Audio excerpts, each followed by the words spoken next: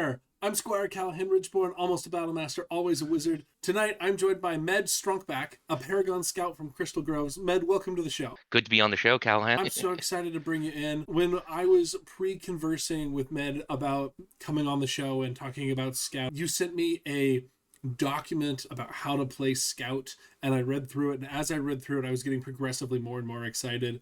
And so I'm really looking forward to diving into your mindset and understanding how you're playing Scout, because I think that your play style is something that I'm going to directly be stealing from. So I'm very excited to talk tonight. It says you have read the Madden scribbles that were on the side of the bathroom walls. Now you shall hear it in voice form. Perfect. So I want to open up. We're going to talk about how you do battlefield analysis, your opening decisions types of things for a little bit here. So the very first question is, when you step onto the battlefield during the first 30 seconds of a game, what are you looking at? So usually when I'm stepping on the battlefield, I play a very aggressive role. I'm very much a frontline fighter. I am very much a martial player. I have 0 credits in any of the casters. I am looking to see how to best ruin anyone else's plans that's on the enemy team. When we're in like pre-formatted teams, like our Crystal Clash, which is our team battle gaming tournament, usually are like, strategic minds just tell me to just cut loose and keep the friendly fire to a minimum, because at the end of the day I am there to cause as much disruption damage as I can, because a scout ultimately is built like a flanker. Where you decide to make that flank though is all really down to kind of equipment and mindset. Okay. So you're a very aggressive fighter, especially in the openings of battles. How do you decide where to go? Are you going to a particular side? You going to the middle? So I look to see where there is someone who has mono school abilities, so your anti-paladins, warrior, if there's an unsupported archer, I mean, bon appetit, I'm going to eat that. I look for someone who if I can push through, gank them, move through, I can get into the back line and get at all those juicy unarmored casters. That is like the first place you'll find me. If there's any assassins trying to be all sneaky, it's just kind of like, all right, time to teach you why there's none of these at my park anymore. Oh, I you run have killed Hunter the Scout assassin now? primarily. Oh, yeah, I think I saw the first assassin at park today, and it was someone visiting, and like they were not allowed to be in sub within my reach. Yes, this is the way. Because you track them, you pin them, they can't run anymore. They can go in sub again all they want, but it's just shadow step. You can't run away, and I have more points of armor and nastier equipment and everything than you, and it's going to suck the entire time. But usually it's over quick. I got other places to be. Right. Okay. So what's something that newer players, especially newer scout players, are missing during those opening moments of the battlefield? I find a lot of them tend to try to stay back when really, especially if you're a newer scout, and don't quite have access to the wide breadth of abilities you have at, like, let's say level 3 and 4, is extending the battle line. So maybe not necessarily running, straight into a fight. Like 6 points of warrior is 6 points of warrior. Like, I was out on my first day, and it sucked for anyone who's trying to get to grips with me. Extending out that battle line, looking to probe a weakness, try to collapse the flank, basically have become a problem for folks, especially because you can stop a lot of the teleports at level 1. So you have folks who are, like, I'll just teleport to, a location. You can just track them. You'll have a lot of folks who are trying to get in position, like your warrior, who people are going to try to lost. I like to use my trackings actually very supportive, so that way if someone gets lost, I can track them. So now you have to waste 3 losts to get what you're looking for, and I can still be maneuvering and everything. That EX is beautiful, amazing, and at level 1 you have EX Ambulant as your kind of level 1 ability, which means you can still be aggressive, you can still be doing things. You don't have to stand still, take your hand off your weapon, point at someone, say tracking, tracking, tracking.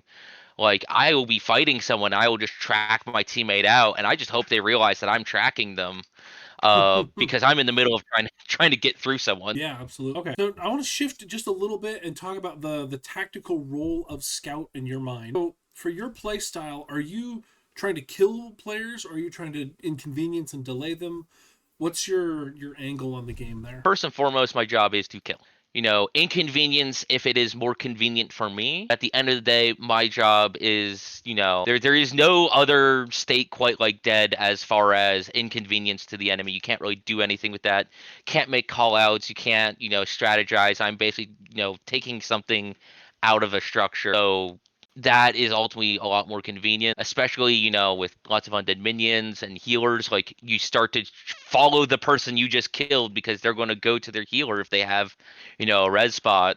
And you just follow the trail of blood, and they have revealed their own position. Yeah. And if they're not collapsing in on me, one, I'm now just collapsing a line, and two, if they don't, I hope someone's paying attention to that healer crying for help because no one's resing them. Oh no. Okay. What problem does your scout solve better than anyone else? Druid. I do not like druids. I do horrible things to druids. Everything I've described has been to normal people. I am built for basically like almost like the big game hunter. It's why I like to Mm-hmm. run the hunter archetype, where it is high risk, high reward. I don't have release, so I have to kill you before you can do something I'd have to release. Okay. That makes a Uh, lot of sense. so you know my default combo is I have about at park at least I use a 9-foot glaive that's crushing breaking with a nice little cross guard at the top so I can control other great weapons. Kingdom level fields I have a 12-foot crushing breaking pike. Both of them are made out of carbon fiber, so they're incredibly light and fast. So I can one hand them if need be. Oh no. Uh yeah, no, it's nasty. I Yeah. I do not bring the 12-foot because to regular park because it is just meta defining. It warps the field too much. It really does. Like, 12 feet doesn't seem like a lot until you realize I have 24 foot of control around me. Yeah, 'Cause, creating a giant as a circle. flanker, I might not necessarily stab the person in front of me, especially with how front line I like to be. I'll just sweep it over to the guy, 12 feet down the line and just take out the back of his leg because that's where his armor gap is. Oh man. Okay. Ah. But default loadout is a scab pole of Mhm. some sort. I want something with a nice long thin cord so that way I can maneuver it easier. Mhm. Because my offhand pistol crossbow I tend to use as a sidearm, but I will usually try to pop people with it so that way they can't run away from my dispel. As your, selfish druid enchanting themselves, pinning arrow Right. into dispel into then just killing them. Suddenly I've taken out a power player that is normally a force multiplier. Usually, doesn't have the greatest amount of support because you'll other people need the support more, and Yeah. that allows me to just collapse flanks even better. Yeah, druid hunting is my specialty, but anyone who gets in the way of me and hunting my druids sucks, man. I'm sorry. Okay, well, why don't you tell me what's the complete loadout look for you? Like, break it down from top to bottom for me. So we'll assume kingdom level, high Yeah, level of we're play. I bring both the pike and the glaive out, so that's two polearm. I have two pistol crossbows, single point slinged over one side of me, so that way I can fight with the polearm without hitting them. They're both loaded with pinning arrows, preloaded, with 4 crossbow bolts inside a little hip quiver I built, two heavy throwies, and that are just basically little throwing knives that. Man, I hope they work when I throw them, but it's just another option. I have a kukri on the sheath here. I have a dagger I carry horizontal along my back so that way I can just pull it out real easy. I have a short sword there. I will then bring out 2 to 3 short swords and 3 to 4 long swords to distribute on the field while playing Hunter okay. Scout. And then I'll have a chest full of regular bolts that's about 20 extra regular bolts to leave back at spawns. That way I don't have to constantly go out and retrieve regular arrows. I can just retrieve my pinning arrows and get back in the fight faster. Okay, that is a pretty good loadout. I did notice that I don't think you mentioned having a shield anywhere. Is that something that you Hunter does not neglect? get a shield. Hunter Oh, doesn't get a shield. When I'm not running Hunter, I will take a small. I have a strap punch. It's both strap and punch, and that one I play very very aggressively. Makes me very sticky, but that's more on the defensive than offensive, and I'm better on the offensive. But yeah, that is okay. that is the other thing you give up as a Hunter Scout is a shield. So just dodge the arrow. Yeah, you know. Okay, so yeah, that's my bad. I've these archetypes, they're still a little shaky for me. So I forgot that they don't get shield. Okay, so you said you bring the 9, you bring the 12. Forces you to actually make those swaps between these different weapon sets that you're seeding throughout the field. Heat weapons, areas destroying weapon. I don't have men, especially if I'm playing dangerous and take pro sorcery. Like you can't really mend any of the equipment I have on me, so just being able to pick up new stuff. Other people dealing with heat weapons and bends, it overall lessens the power of heat weapon. Mm-hmm. Because I don't want to take pro flame just worrying about a heat weapon unless if I'm comboing it with something else. It is, my philosophy is I look at how long it takes someone to cast heat weapon on me, and divide 30 seconds by that amount of time. Then add 1. That's the amount of weapons you need to bring, because by the time they're heating that last weapon, that first weapon's unheated, and I just grab that again. Yeah. And yeah, it's quite terrifying to just, as you're going up, I'm just sheathing another weapon, pulling out another, as you just keep going, and I can just, juggle all of that. The heat weapon gets drastically worse with the mildest amount of preparedness. And I've mentioned this so many times on the channel. If you have unlimited weapons, bring unlimited weapons. It's not Yeah. it shouldn't be that groundbreaking, but like it really helps close the martial caster divide is bringing spare equipment that you Yeah. can switch to quickly. As a martial minded player, like taking everything you are allowed to in your kit, because you're paying for it at the end of the day. Yeah. Like casters have to pay for it. Marshals, you're paying for it with lack of abilities. Why not take your max armor? Like I wear 4 points of armor in case if I get a -1 from something, I'll still be at my class max. Right. It just, if I could figure out how to carry a spare shield, I'd do that too. Like, When I carry a when I'm running standard scout or mm-hmm. apex, I will have my max small, and then I'll have a little buckler. I will just hook over the knife. Basically a min shield almost, just in case.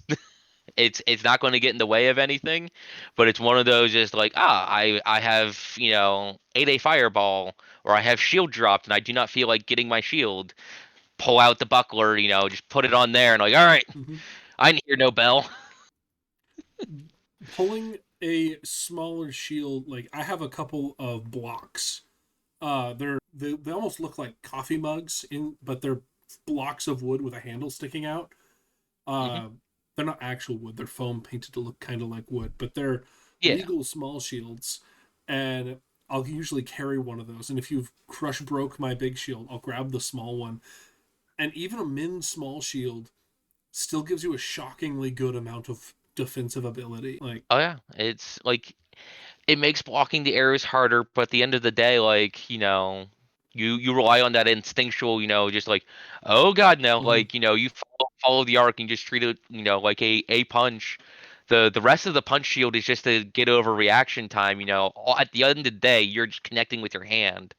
mm-hmm. I really have only that for dealing with arrows, because I can have that strapped just to my hand, and then have a weapon in that, and basically make an awfully weird looking Madu. Just fight with it as that, and just use that as like an arrow block, or other keep me from getting wrist sniped and all that.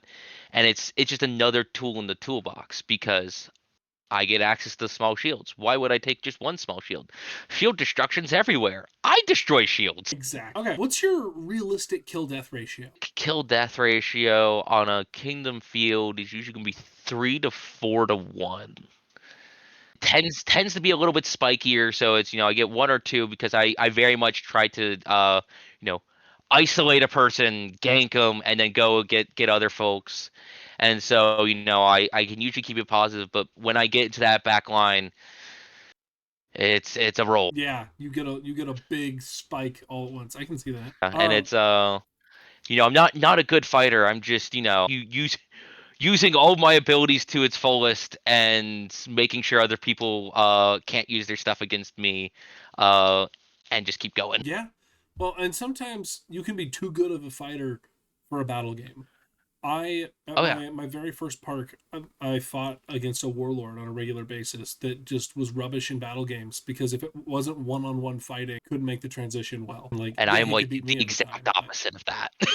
right? I Like, suck at tournament fighting.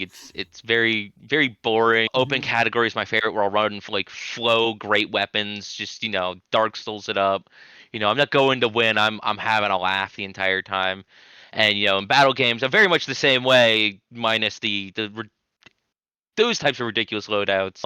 It's very much just like, yeah, this is your skill check in battle game knowledge. What is this stuff I'm throwing at you? How can you Mhm. deal with the chicanery, Yeah, and how best to deal with that. And for a lot of folks, it's you don't have a lot of time to figure out what you're going to do, so get busy living or get busy dying. for sure. Okay. Well, before I forget, I wanted to ask about your kukri because that's a really cool weapon, and you've got it very prominently displayed. So, what is the core? How did you make that kukri? So this is actually one of the few things I have that I actually bought. I want to say Tiny Warpath foam. They actually recently started selling them again. I have no idea what the new ones are like, but this was one of the earlier runs. I want to say it is fiberglass that has basically been made to mold this way. Okay. And so it's not necessarily light, but at the end of the day, it's a dagger. So I'm not really the speed comes from the lack of length, but it is very very nice to have backup weapon, because it very much when you go to like pull it from this, Hmm. it sends a message to the person that made you pull that. And it's there immediately. There's It's there immediately. There's other weapons that get pulled with it, and it's just one of those, oh, the second yeah. health bar is coming across the field, the Oh screen. no.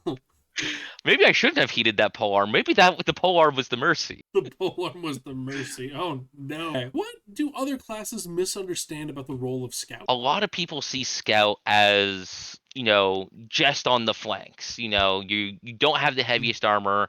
A barbarian, if they get into you, can just absolutely just roll you up. It's a lot harder to deal with that. A lot of folks see them as like midliners, as bow scout and all that, and like you can do that, but it very much doesn't take advantage of the entirety of the scout's ability. And so being on the front line, being on a aggressive flank, whether that is you trying to push into the enemy flank, or cutting off an enemy flanking attack, and Mhm. getting at them from behind. I find Scout to almost be a better assassin than Assassin. To the Mhm. point I assassinated the Queen as a Scout. You got to follow up with that. Tell me a story about how you assassinated the queen as a scout. So the Queen of Crystal Groves, we basically, myself, and my co-conspirators, I'm not going to name any names. Basically, we were like, it would be really funny if we just killed the Queen. Like, yeah, yeah, but we should probably have like some type of manifesto to have at the to say whenever it happens. So that way we could say we had a reason. So it was ultimately just nerf druid was the message we were trying to get across. And to do that, we brought 3 dispels, because we knew she was going to be enchantment stacked. Because mind you, throw out all this, we made a group chat and we invited the queen to it. Flex of like, yeah, this is the conspiracy to assassinate the queen. Yeah, and when we were handing out paragons, I was sitting Uh-huh. there, I wasn't sure when we were going to do it. I was just fixing a hand crossbow for one of my friends, and I'm like, and so like my co-conspirators are in the crowd, and I'm off to the side, tinkering with the crossbow, and the Queen's guards like looking at me as they just see me, just like, oh yeah, I'm just playing with a crossbow here, don't worry about me, as they're like mouthing like for me to go for a dispel. So we had a druid with naturalized magic just on tap, and so between the druid and I, we triple dispelled the queen. As after the things like, does anyone else have any other announcements? And that's when we sprung our trap. So the druid's going for dispel. The queen's guard's immediately going like aggressing onto these folks who have all the magic words to wave their fingers and make horrible things happen. And I had fixed the crossbow at that point, loaded a bolt, dispelled the queen, probably for a third time at that point, and then shot her in the back. You know, shot her in the back. It was like nerf druid, and then I pulled my kukri because that's the only other weapon I had, and just went in to go fight the rest of the Queen's Guard, and try to kill any healers. Because at the end of the day, like as a scout, you can you can assassinate a lot better than an assassin. That's so funny. Oh, But yeah, it was excuse what was me. those Phoenix Tears, Pro Mag, Sleight of Mind, I think was what was on her. With attuned and God knows what else. Golly. And I'm Yeah, like, that, okay. yeah. Taking out that Like stack my is original important. plan was to go as Archer and go for the single phase arrow because that would just shut down all of that. But I'm like, I just didn't plan for that. And I'm like, well, this is what I got. Crossbow's fixed. Bang. Oh, and the fact you put her in the chat too, that's even better. Oh yeah, invited the guards we knew, like we invited her husband and all that, just invited all of them to it, and so they very much went around that event recruiting even more guards, and then it's one of those like it's going to happen regardless. This is hysterically funny. Okay. I would like to talk about the archetypes of Scout. Excellent. You mentioned earlier your favorite archetype is Hunter. Why is Hunter your default archetype? It is very aggressive. It shores up a lot of the weak points of Scout, which is dealing with shields and armor. Scout and the other archetypes, whether it's default or Apex, don't have a way of getting through shields without an enchantment. And being able to have access to crushing breaking, whether it's through javelins, which I also take 2 javelins on field. That's relatively recent development that I finally made some good javelins. But javelins, I'm um, suspicious of that. Good it, javelins. it, oh yeah, they're great. Do they actually Like fly straight? yeah, I would I'll say believe it when I anything see it. longer range than out of the javelin, I have the crossbows for, and I'm not dealing with Right. shields at that point. The those are literally just like gift of air, and I'm like, well, you don't have any weapons.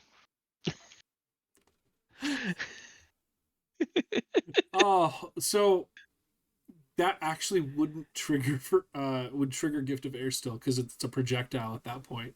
It is a projectile. Insub, So you say? that now that I know how to deal with insub. you can deal with. Um, Okay.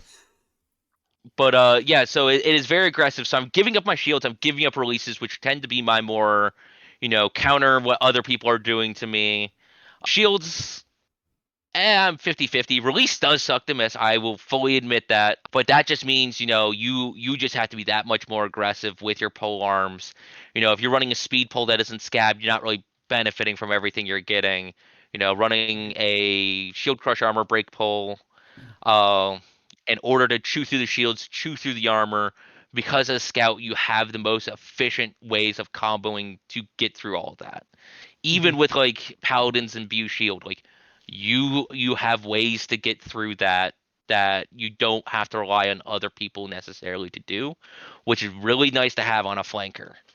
So you can get right in there. You get a second pending arrow, which it just sounds like the person who ever wrote it just like, hey, Med just having a rough week. Another pending arrow. It feels like a big boost because if you're already carrying 2 crossbows, you might as well have 2 pinning arrows. So Yeah. And the original reason I ran 2 crossbows was well, 3 is just ridiculous, let alone 4. And that's for a whole nother class philosophy. And so if I ever got suppressed, that was before I had access to a second pinning arrow. Oh, I'm suppressed. Regular arrow. Press that. okay. And so because you have basically it front loads you, almost puts you into like a DPS as far as your RPG archetypes, and it very much synergizes with my mindset of just being able to follow up with a lot of your stuff.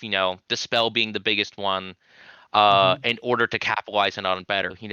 Pinning, I like to, especially because I use a pistol crossbow, within like 10 feet. In Bew Shield Paladin, their weapon, is blocking things. I just shoot them right in the hand. And, Yeah.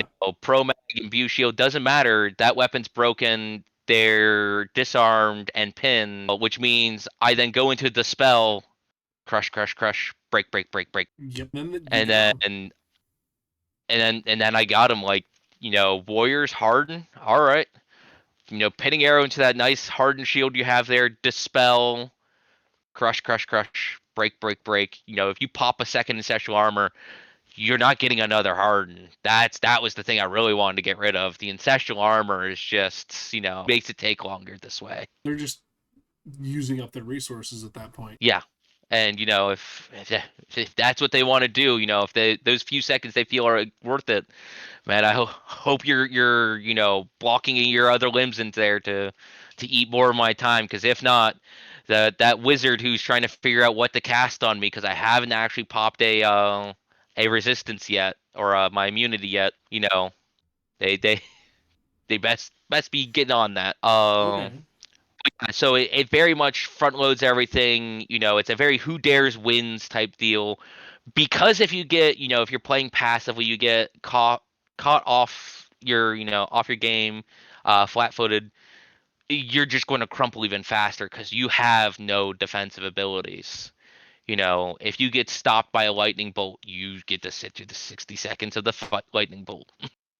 Yeah. Okay. What's the biggest mistake people make while playing Hunter Scout? It very much comes as that passive play or running like bow scout. The second pinning arrow, it's great, it's amazing, but it's still only half of an archer loadout. And if you're, giving up on release on that midline, it kind of is a feel bad because someone will come up to you and is like, hey, I'm tired, hey, I'm various other CC effects.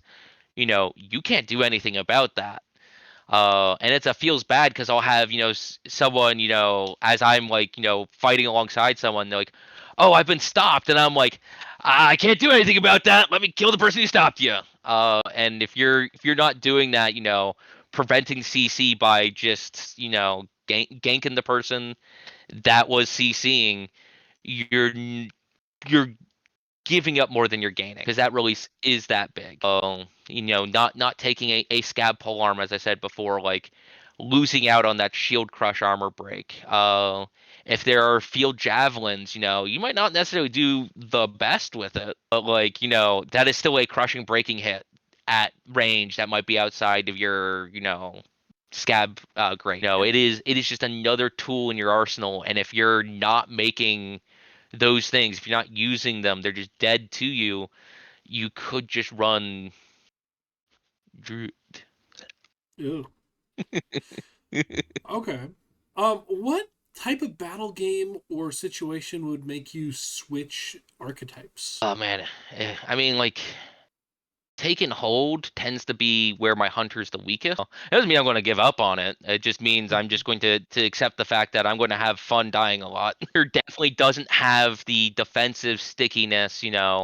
If you need to like take hold a cart, like push the cart type deal, where you just need to be on the defensive. Hunter definitely suffers on that.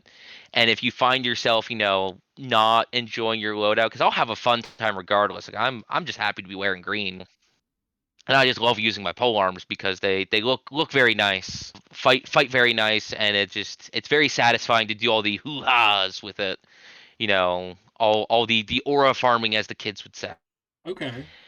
And but like that's not necessarily for everyone, and I very much find myself being able to be obnoxiously sticky running one of the other scout archetypes if I need to be like taking and holding location. Like Apex is great defensive. You're very much giving up on one of those kind of like cornerstones of my ability of that precious pinning arrow that we stole from Archer. But it is, what you get for that is sleight of mind, which means now instead of we might get into later, instead of making a high value dispel with evolution, it makes you in a very obnoxious dispel. Another scout can't really counter you without having to do a charge 5, Right. because you have that sleight of mind, which makes you much stickier.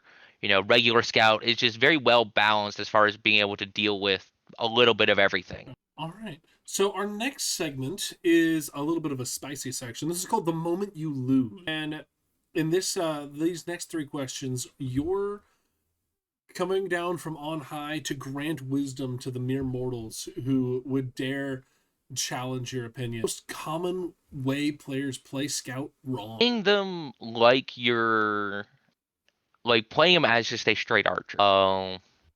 Like you have extra points of armor, but it's not like as far as like counter sniping other archers. 3 points of armor versus 2 points of armor out of a archer or assassin doesn't really matter when you're trying to counter snipe people. It's nice to be kind of a midline recharge. Like I have sword days, and that just sounds wonderful to me. Just being able to just plink away with a bow, behind the line.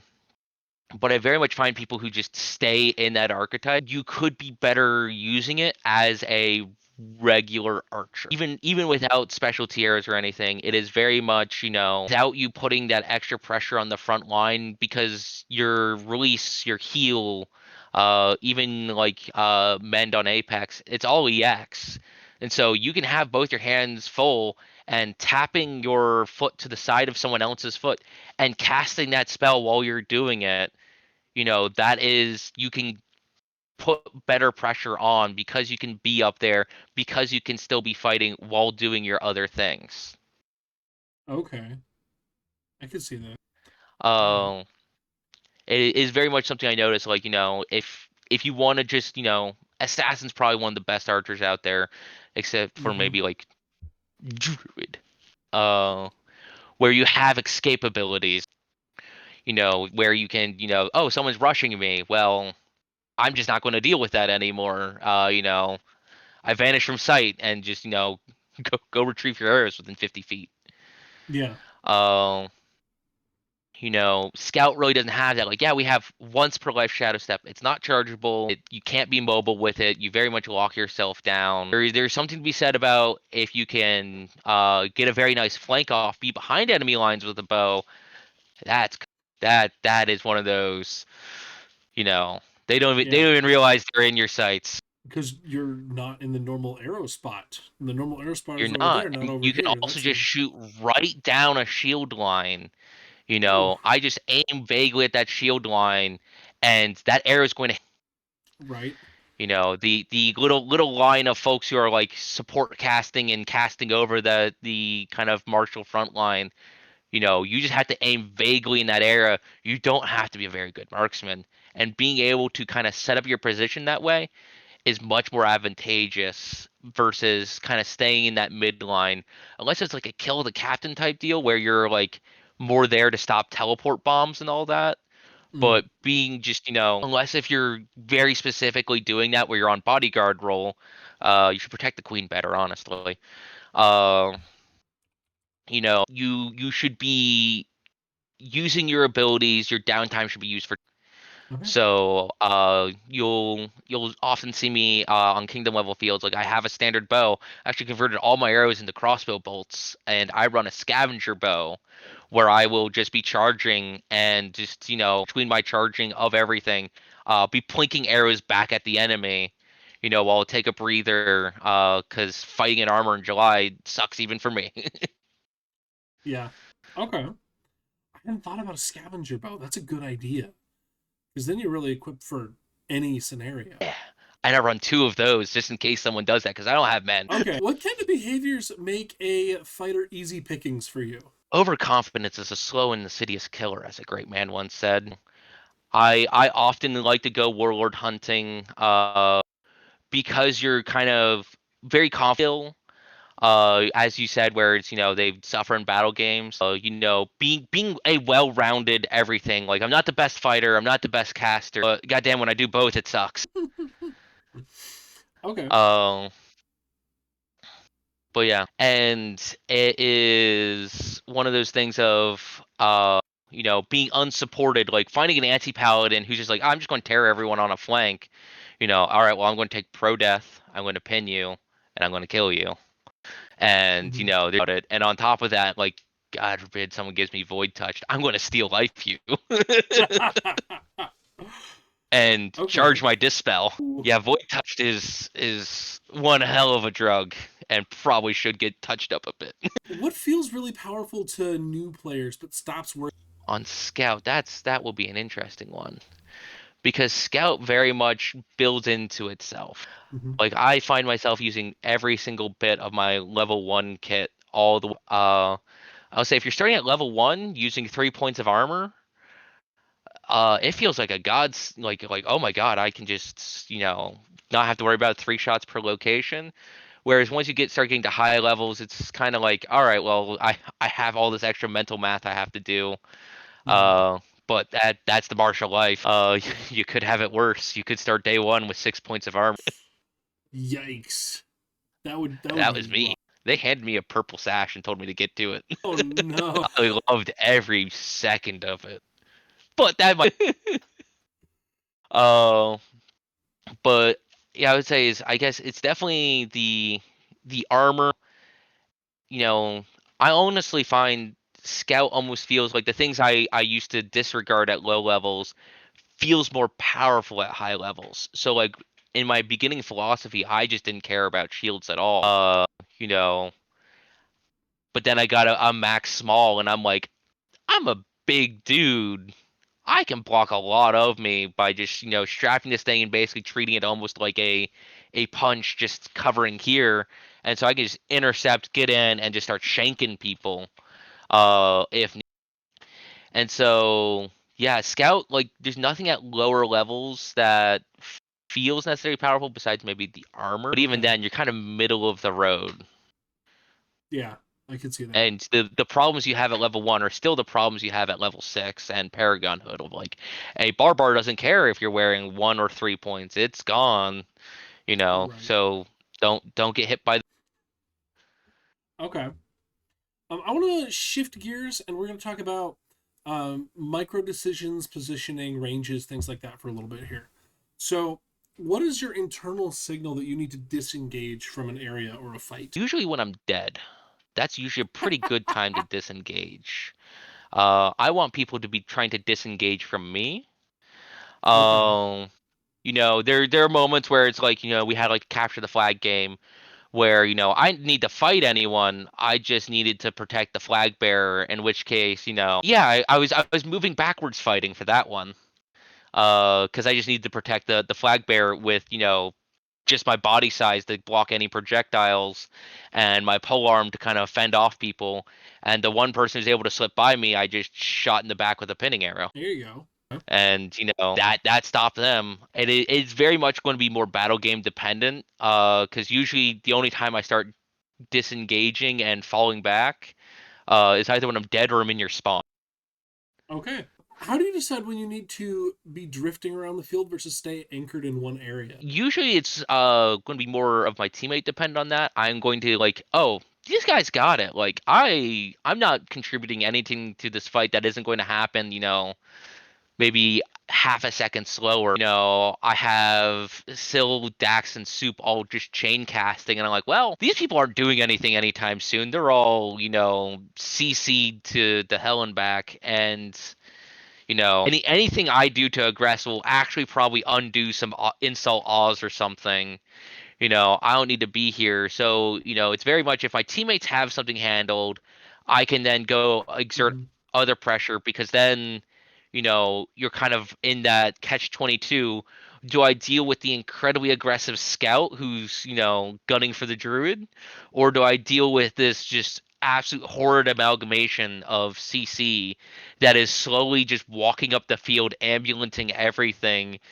And it's one of those, like, like, how do you want to die? Give them decision paralysis, and at that point you have won. The art of war. I've won without fighting. Because my team just was CCing the hell out of everyone, and I could run and go do an objective. Very very more objective gameplay. If it's just a kill the other team, usually I'm just going to be doing that. And if someone else is doing that very very effectively, and I need to make sure we're not about to have a flank collapse, I'll sometimes shift over there. But usually I try to be the thing that someone else has to react to than being the react. Okay. Yeah. That is very much what the marshals are there for. Casters have a lot of adaptive stuff, so they can kind of move around a lot easier. Marshals, you have very limited number of abilities, you have armor, and you have a lot of weapons. More direct exertion of that, and basically, having a time tick of that. There's only a certain amount of time you can keep me at bay, and if you can't do other things, then that has to pull other folks to you. And if I can do that more effectively somewhere else, that's where I'll usually be. Try to be at the beginning, but battlefields change, and so I just try to go with the flow, go where the voices tell me to. What habit loses people games? Honestly, I find a lot of things I see a lot of people kind of who lose the game are the folks who have decided they have lost the game. Mm. The game is not decided yet, or even if it might be, getting into that mindset, that defeatist mindset of just like, oh, I can't do anything, this sucks. You have lost the game on more levels than just the point scoring. You're no longer having fun. You have lost the game on a more fundamental level. And I very much try not to get in that. I might be getting, my butt absolutely handed to me, and I'll have a fun time doing it. I'll just, if I die, I'll sometimes be dramatic about the die, like, blood, squirt, squirt. Have a fun time, because if you're not, and you're just kind of, sitting in your underneath your own rain cloud, it's going to affect your team play. You're going to already go into a situation thinking you have lost and thus have already lost.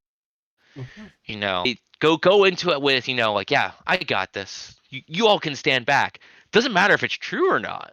You'd be surprised how far mindset gets you. It's like 90% is mindset, the other 10% is skill, and I can at least get 90% there every time. Okay. Who's the worst person to spend a spell or a pinning arrow on, and why are they the worst person for this? Wizards, just shoot them with a regular arrow. I can't Mm. tell you how many times I will just literally switch out a pinning arrow into a regular arrow because I do not want to have to go try to, do everything else without that pinning arrow, then just kind of peeking around someone's shield and shooting them with a wizard with a regular arrow. I'll do it with, 20, 15 feet. Because if they have line of sight on me, I have line of sight on them, and my arrows are a lot quicker than words. Okay. And then healers very much in the same way. They just have a lot of support stuff. Mm. Uh, I find it's better just to kill them than try to waste the pinning arrow on them. Unless if they're really aggressive, in which case the pinning arrow is usually bouncing relatively close back to you. Mm. With how I do it, and so yeah, that. But like the backline one, just regular arrow. Okay. When do you try to slow down a battle game on purpose? Usually it's going to be your more objective based ones of like an escorting the cart and all that. So I Mm. will, try to extend the lines and all that. And there's a point where there can be a kind of feels bad moment where it's like, all right, we're trouncing them pretty hard. Man, this would suck if I were on their side. And, I very much try to have that mindset of how is the person fighting?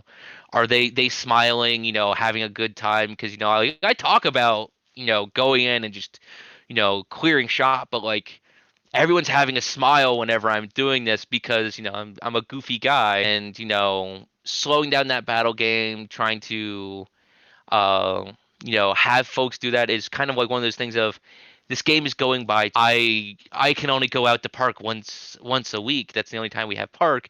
I'm not going Right. to make this battle game last 3 minutes. That sucks. For sure. Determine that you're winning a game, and you know that things are going right. How do you vibe?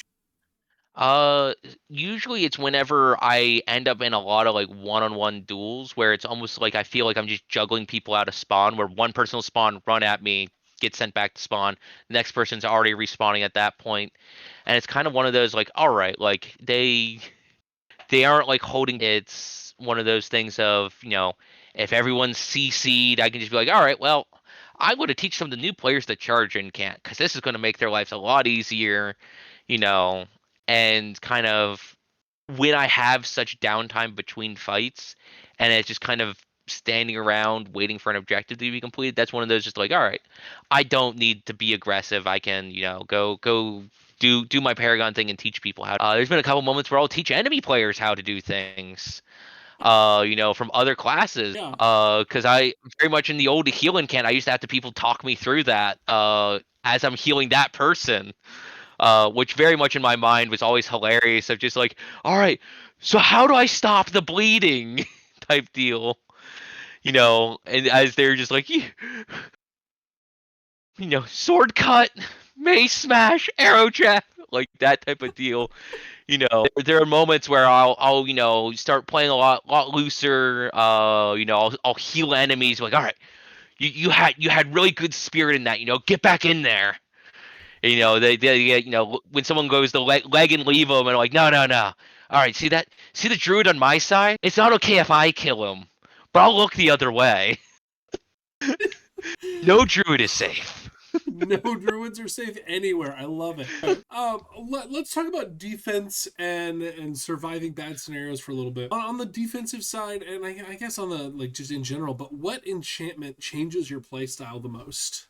Void touch. Okay. Easy. Because there is no defense like offense, and Void Touch allows me to just chain my things without ever having to do a charge and can't.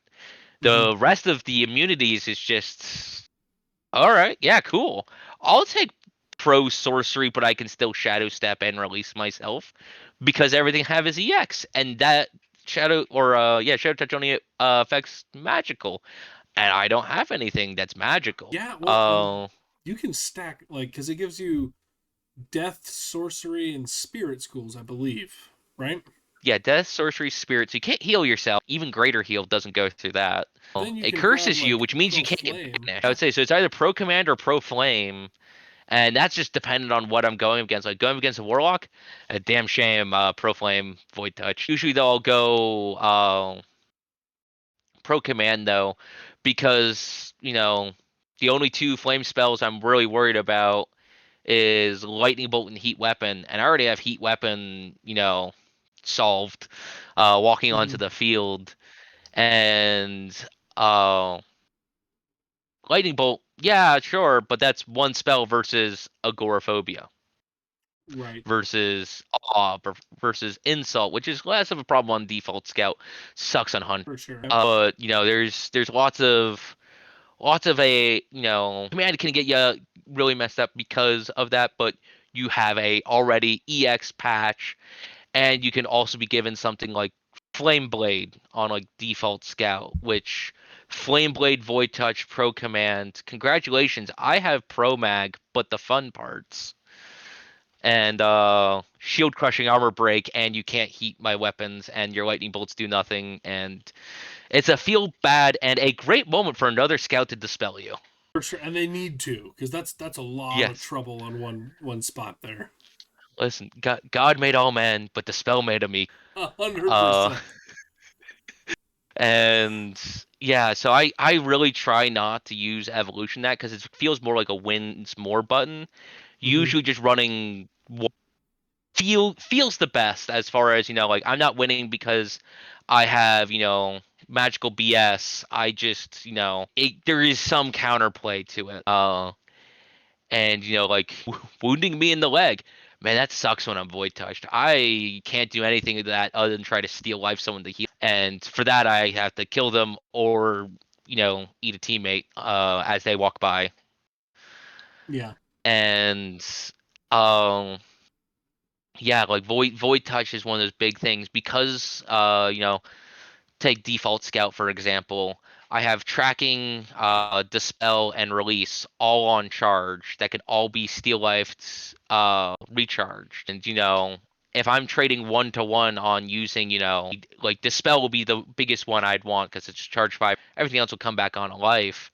Uh, Being able to just constantly have dispel up. It's one less thing for my wizard to do because dispel wizard, it's great when it works, but you also have to be within 20 feet of someone who is stacked with enchantments, who wants to keep those enchantments, and will Mm-hmm. do horrible things to you when they want to keep the enchantments. Whereas Scout, I have a lot more skills to deal with that, a lot more things to combo to get my dispel to stick better. Yeah. Okay. If you feel like you're losing a battle, what do you do to try to Push, be even more aggressive is the mm, best way I can describe more that. cowbell? Exactly, more cowbell. I'm not doing anything wrong. I'm just not doing enough. Uh, Usually, on the slightly more serious note, communicating more with the team, seeing what they need from me, seeing if there is a blind spot of me, because while I am right at all times, I'm not always right, and so being able to have some like, hey, you know, I need this so I can do this. I'm like, okay, yeah, sure. You know, like for instance, earlier today we had a battery bar who's practicing battery. And he's like, yeah, like I need to be, um, you know, acting these abilities, doing this. Like, all right, cool. I'm going to come to you to empower every single one of my shadow steps because we have the very tournament fighty warlord park visiting today, and I love it when they rush my pole to step into the shadows. because nothing quite says it when they go to like kill me, this goddamn scout, and I just step in the shadows with a big old grin. Keep that get out of jail free card roll. And then make sure to tell the person who's trying to use me as cover that I am insubstantial and not in combat at the moment, and they have to now worry about these people. That being said, you then turn yourself into a bit of a landmine, because you can track yourself out of your own insub. I don't have to say an exit in camp. Right, you're just tracking, and I'm back. And especially with something like Hunter, your reach of danger is much farther with that pole arm that when you're in sub.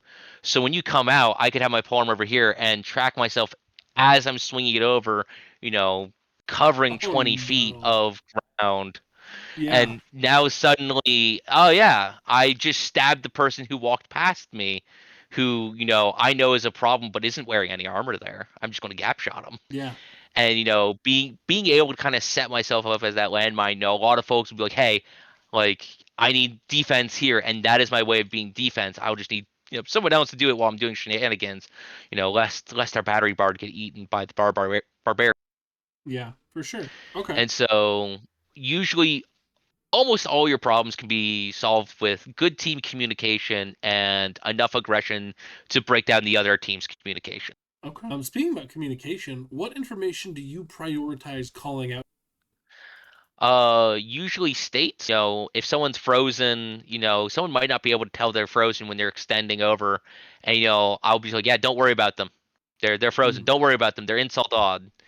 They're an issue. Being able to almost, especially as much more of a frontline person, being able to uh get better target prioritization to the folks behind me. mhm. Like Archer, shoot that guy. Put a suppression arrow into the leg of that healer. Uh, being able to kind of be a like frontline more sector call out. You can do that very well as a scout because I can do that well in sub. I'm one of the few marshals that has it.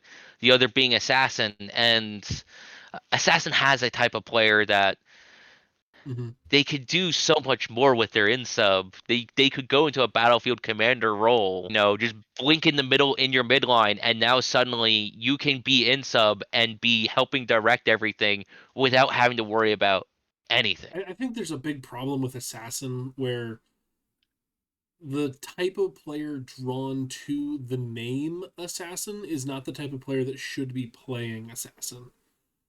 And I've mentioned this a few different times on the channel that Assassin is not the Naruto ninja class. It is very much the like Sev Sun Sun from The Way of Kings, like Hmm. in your face assassin, and they're not sneaking up on you, and that's like the detriment Yeah. of the assassin playstyle is you'll have new players show up and they're like, oh, I can be sneaky and try to flank, and then they rely on poison weapon and they never actually learn to fight, and so they can never thus get good, and they feel like they should be good because they've been doing it for so long, and then they get discouraged and quit, Yeah. which Is so scout and assassin are good foils. The way I look at it is assassin is setting yourself up for success. Scout is setting up the opponent for uh I like that. s- assa- and is why scout feels like such a hard counter to assassin is because it is, but it's very much like that. With scout, I have the spell. I can take away your enchantment, and now Mm-hmm. suddenly that enchantment that your kind of class is built around, that you're kind of relying. Like when I'm being cheeky, I'll do that on an assassin's poisoned weapon, uh, because it really sends a message when I take pro death and dispel your poison. Like I can take an immunity that then shuts down, like assassin anti paladin is pro death. What are they going to do? Like they can't use that ability on me now. I've now dispelled their, Mm-hmm.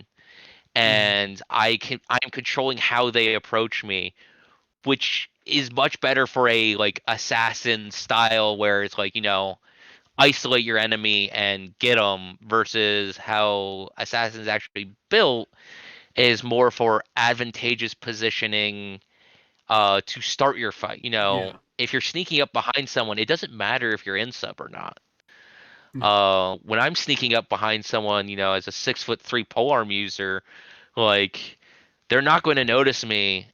If anything, they'll notice me more if I have to say in sub every couple seconds. The and this is the thing. Like, I keep saying that monk is a better assassin than assassin because they don't require an exit incant for their sneak behind you and stab you, and they don't even have to have an archetype.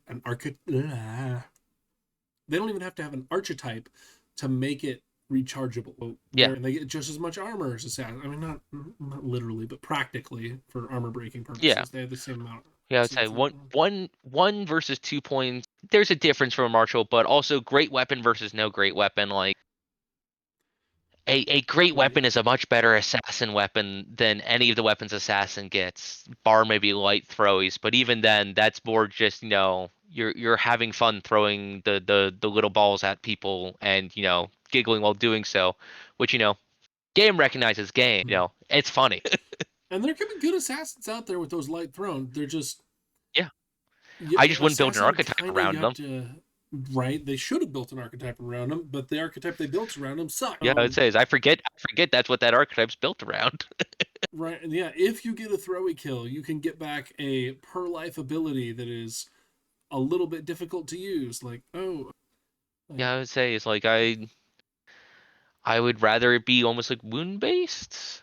I don't know. That might be a it, little weird, but even then, like, light throwies are good in and of themselves. Like, they are unlimited force bolt without having.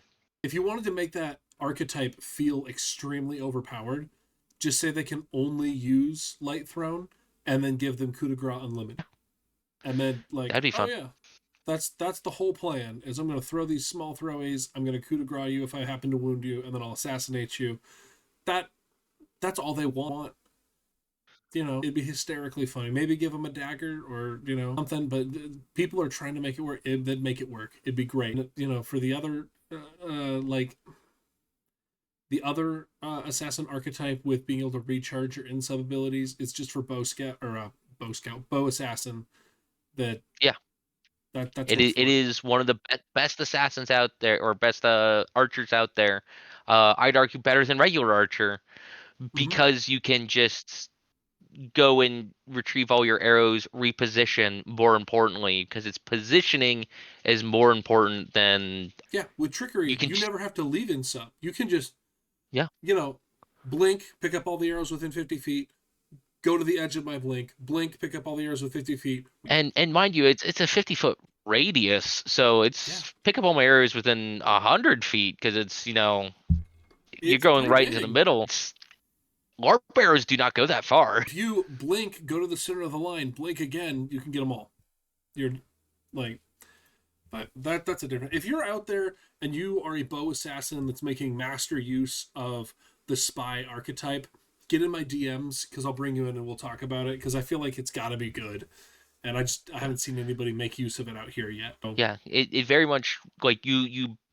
I don't even say blink. You just get onto the enemy like almost behind the enemy lines on the flank mm-hmm. and shoot at the casters, kind of like how I was saying with Bow Scout, and you just use your in subs defensively. Come onto my fields because I want to eat. You can be trusted around you.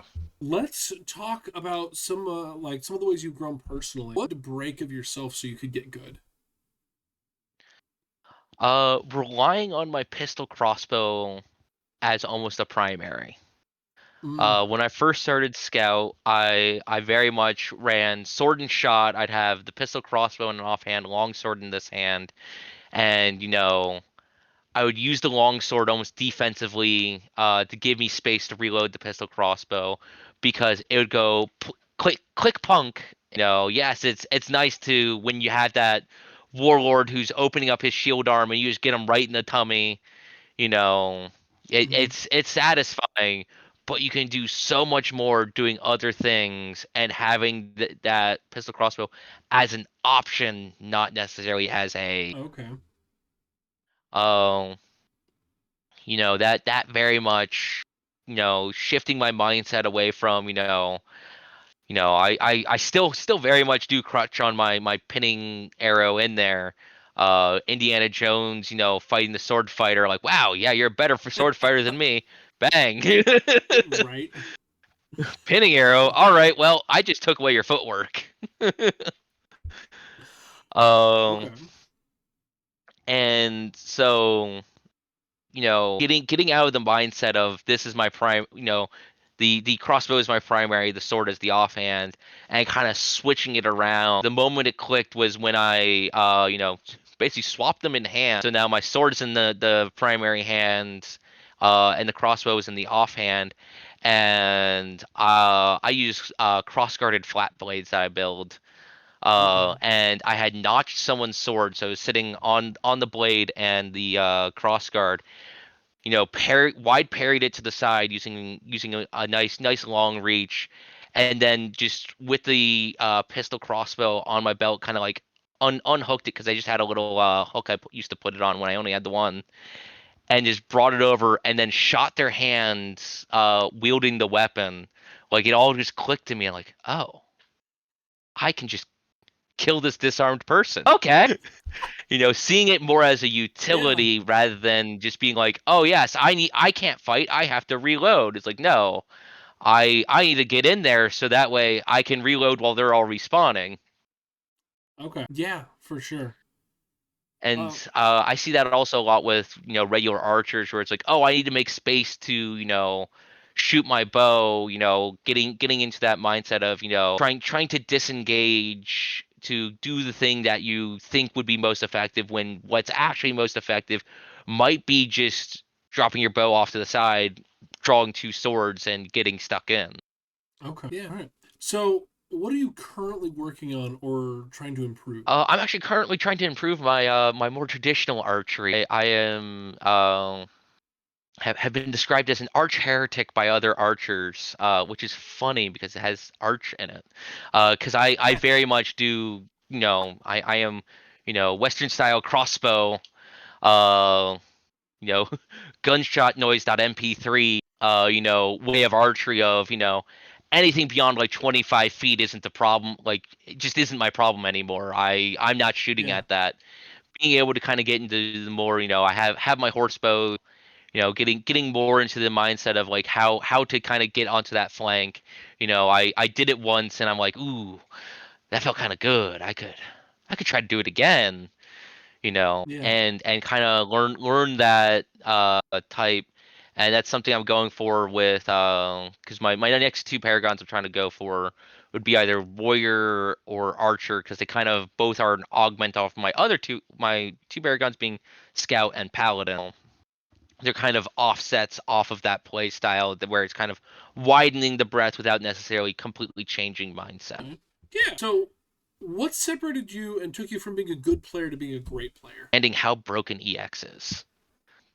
And Okay. thus also the limitations of magic. It's very much, the Starship Troopers, they cannot push the button if you disable their hand type deal. Where someone would be pointing with their hand and I just put a crossbow bolt into they're nice arrows, so not hurting anyone's fingers or anything, but it's one of those like you need an open hand to cast, my friend. Mm, yeah. Okay. And yeah, being able to kind of understand the kind of intricacies of how your BS interact with other people's BS, and there is no other way to describe it. There is a moment where it all clicks, where you realize EX heal is really good. EX release is amazing. I don't care that I get insulted anymore. I can release myself because it's not attacking or casting magic on someone. It's yeah. I Yeah. can heal myself while insulted. Like it's when once you get insulted and you realize everything EX can do. Like there have been moments where I'll go into the front line as a scout, get insulted by a warrior, and still dispel the druid because your dispel is EX. You can get around a lot of things that people would normally just forget about. I can Mm, dispel while fighting. And once you yes. realize you can be casting, because normally when you're fighting, you don't do anything with your mouth. Now I can.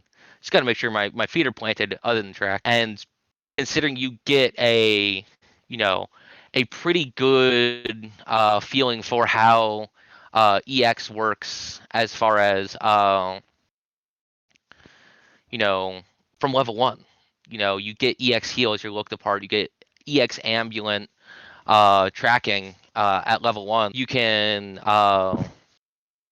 basically very much learn how that all works.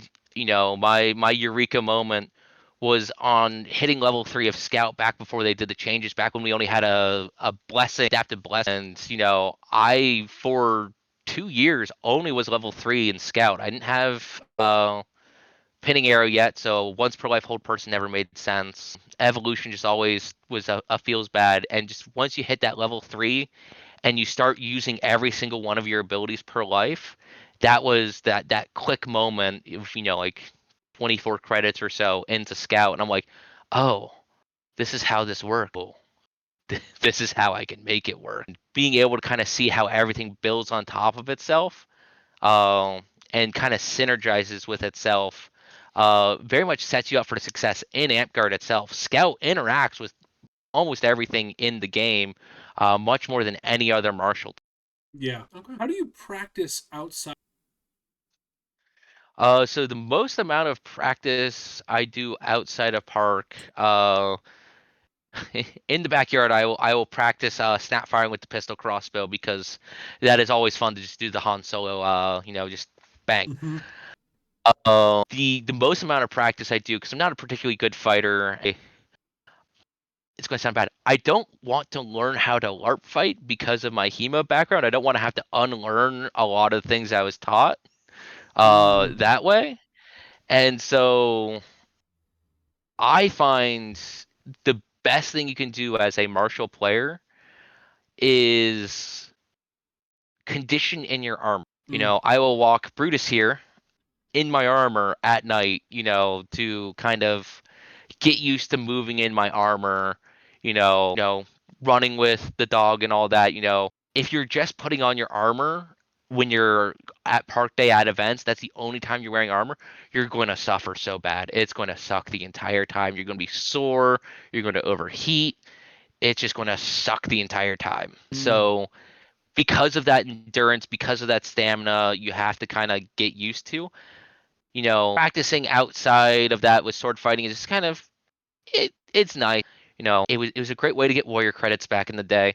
But I find just conditioning in your armor, even if it's just around your house, just doing household chores, getting used to being in your armor as a martial player, it is what you're giving up casting for. You might as well get used to it. And it's gotten to the point where, I'm not a particularly quick guy when it comes to fighting, but wearing the armor doesn't slow me down at all anymore. So, Because you're whether totally I'm used to it. in it, yeah, it's it feels weird when it's not on me and I'm fighting. And so, going and just doing my laundry, cleaning up the backyard, doing yard work in armor. The neighbors have gotten used to it at this point. But, it's like one of those things of like, if you do that, especially as you get into the warmer months, if you're, down south where it gets a lot warmer, you'll find your body reacts to it a lot better. It's better able to regulate yourself, and, you can take advantage of all your armor points that way. And so, while, practicing fighting skills is one thing, I find practicing armor skills is just going to take time. Like, you can spar at the beginning, you can go, do a fighter practice every now and then. You can kind of learn the basics, and it isn't too bad. Learn the footwork, if anything, because that's most of the fight. And, but armor is just one of those things of you can't just show up one day and just, oh yeah, I know how to fight in armor.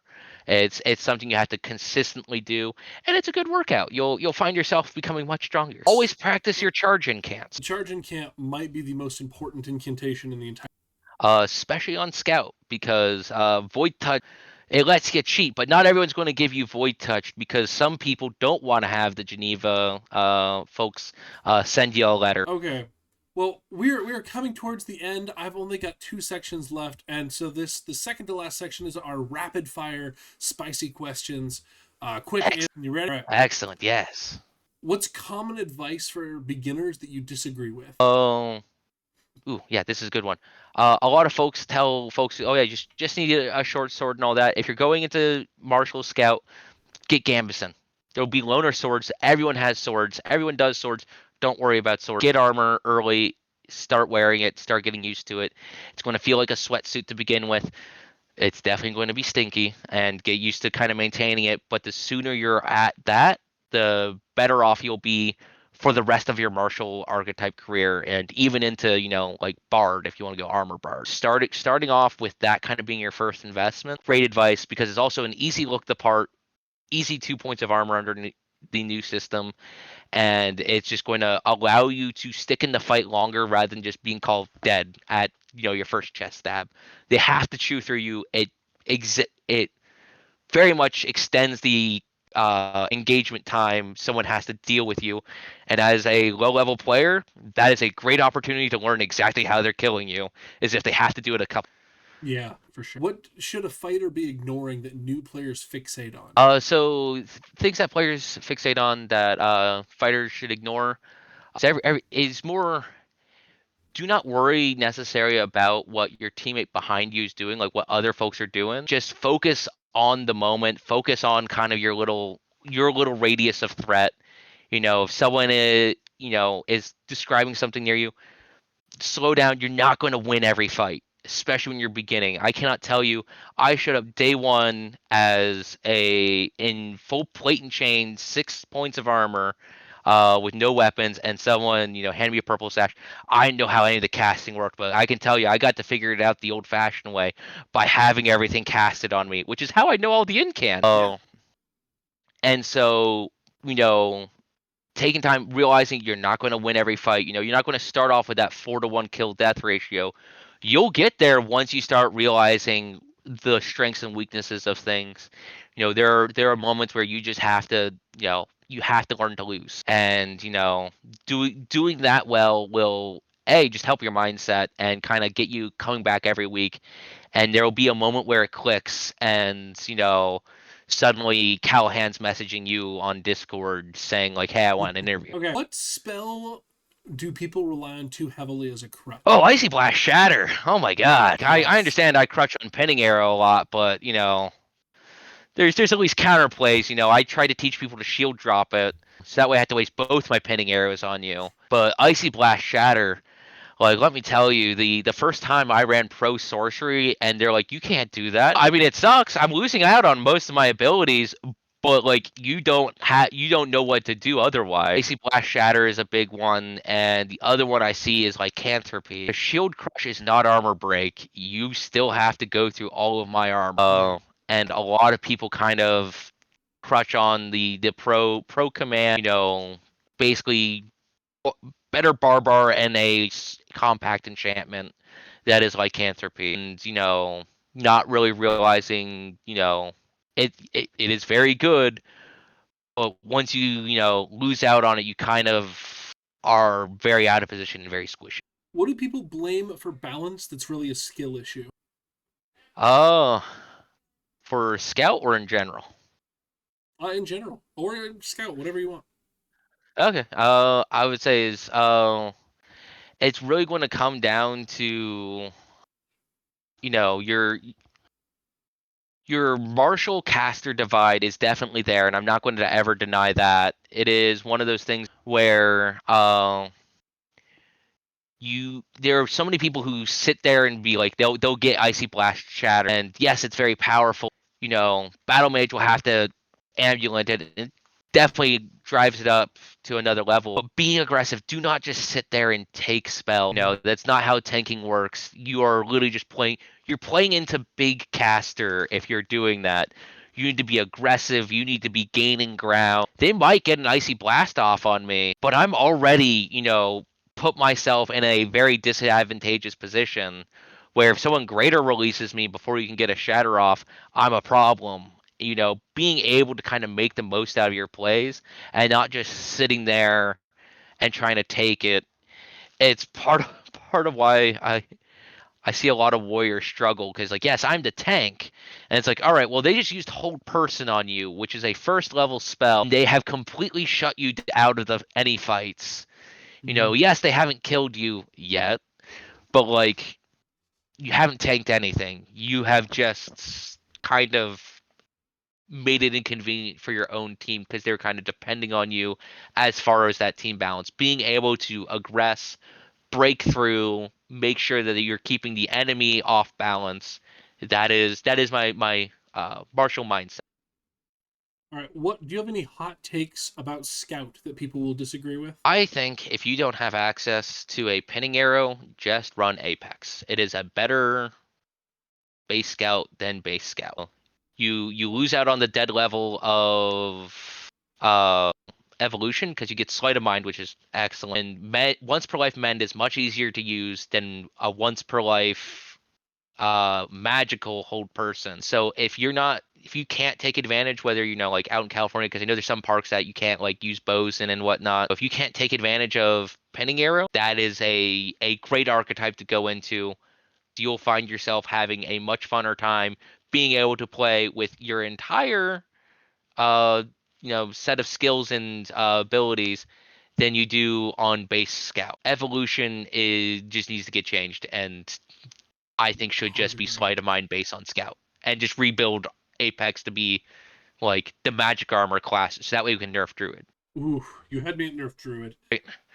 Some final thoughts. What advice would you give someone who's stuck at an intermediate level? You might not be able to necessarily get over things with skills. Like as I said, I'm not a particularly good fighter.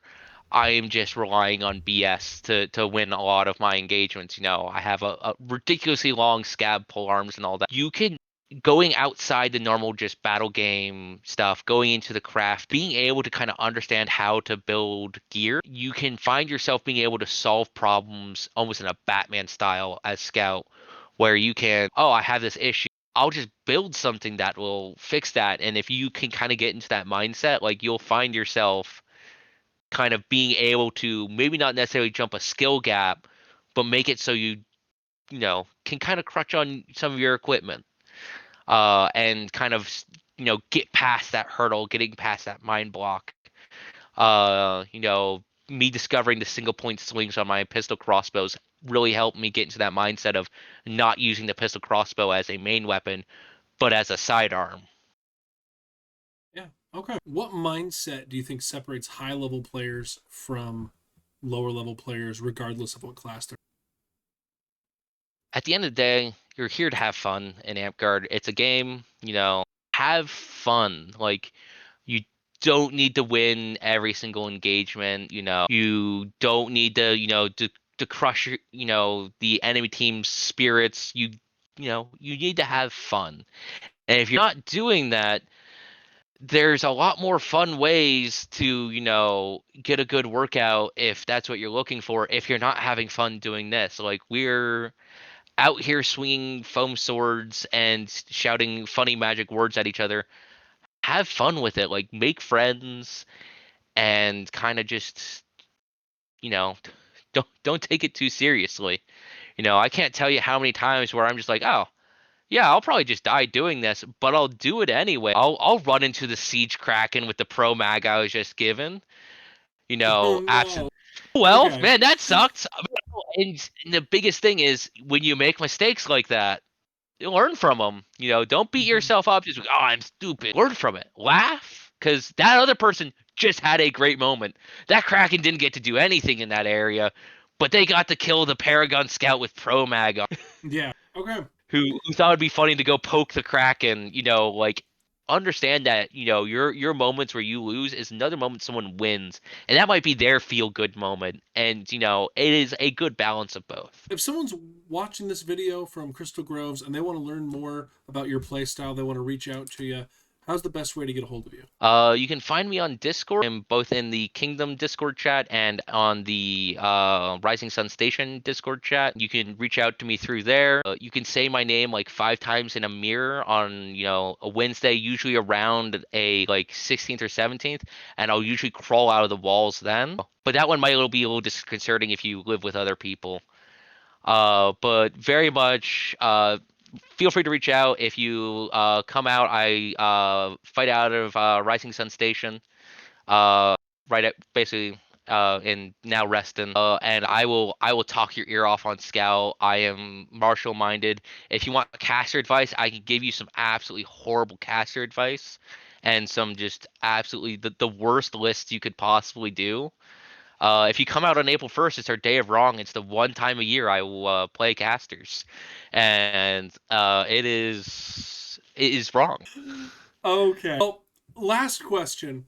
If someone copies your entire loadout piece for piece, but they fail to copy your mindset, where Uh, you're going to find yourself, realizing how many times you miss. You're going to find yourself thinking more of all the, you know, you're you'll find yourself thinking how many times you missed the four for the one when you realize fun along the entire time. Like I cannot tell you, just I have a big old grin on my face whenever I'm fighting. I am there to have fun. A lot of people just come up to fight me because we're having a good laugh about it. We'll shake hands and hug afterwards. Like you know it is not, I'm not going full pedal to the metal, aggressive in an emotional sense, just in a gameplay sense. I am there to have a good time for a long time, and helping other people join me on that is going to be the biggest thing. And you will find yourself not necessarily driving anyone away. You'll attract a lot of folks to both fight you and teach things. And they'll ask questions, and you'll have to start thinking about why you do the things you do. And that is part of how I got to the things of the amount of times people ask me, like, why am I the way I am? And All right. Well, Med, it's been so fun talking Scout with you tonight. I've thoroughly enjoyed our conversation, and I feel like I've learned a lot. So thank you so much for coming on the show. It's been delightful. To you, pleasure our being here. viewers out there, if you've enjoyed this video, please subscribe for more excellent battle gaming content. And get down in the comments and let us know what you think. If you have any questions, we're excited to hear from you. Otherwise, I will see you next week. Nerf Druid.